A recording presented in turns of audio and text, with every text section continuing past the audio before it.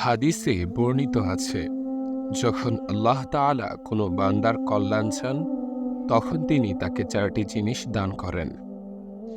হাদিসের বর্ণনা, রাসূল সাল্লাল্লাহু আলাইহি ওয়াসাল্লাম বলেছেন, যার প্রতি আল্লাহ তাআলা কল্যাণের ইচ্ছা করেন তাকে 4টি জিনিস দান করেন: দিনের গভীর জ্ঞান, পরহেজগার হৃদয়, সন্তুষ্ট আত্মা কিংবা সহনশীল মনোবল।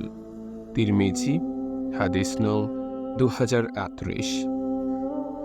ব্যাখ্যা: দিনের জ্ঞান। আল্লাহ তাআলা যার কল্যাণ চান তাকে ইসলামের সঠিক জ্ঞান দান করেন, যাতে সে সঠিক ও ভুলের মধ্যে পার্থক্য বুঝতে পারে। পরহেজগার হৃদয়। সে হারাম থেকে বেঁচে চলে এবং আল্লাহর ভয় ও তাকওয়ার উপর জীবন পরিচালনা করে। সন্তুষ্ট আত্মা। যে আল্লাহর দেওয়া ভাগ্যে সন্তুষ্ট থাকে এবং দুনিয়ার প্রতি লোভী হয় না। সহনশীল মনোবল। বিপদ ও পরীক্ষায় ধৈর্য ধারণ করতে পারে এবং আল্লাহর উপর ভরসা রাখে।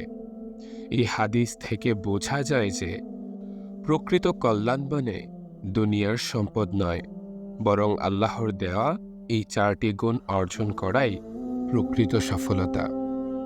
হে আল্লাহ, আমাদের এই 4টি মহৎ জিনিস অবশ্যই দান করুন। আমিন। প্রিয় বন্ধুরা, এরকম শিক্ষামূলক ভিডিও পেতে আমাদের চ্যানেলটি সাবস্ক্রাইব করে আমাদের পাশেই থাকুন। পরবর্তী ভিডিও পর্যন্ত সকলের সুস্বাস্থ্য কামনা করছি। সবাই ভালো থাকুন, সুস্থ থাকুন। আল্লাহ হাফেজ।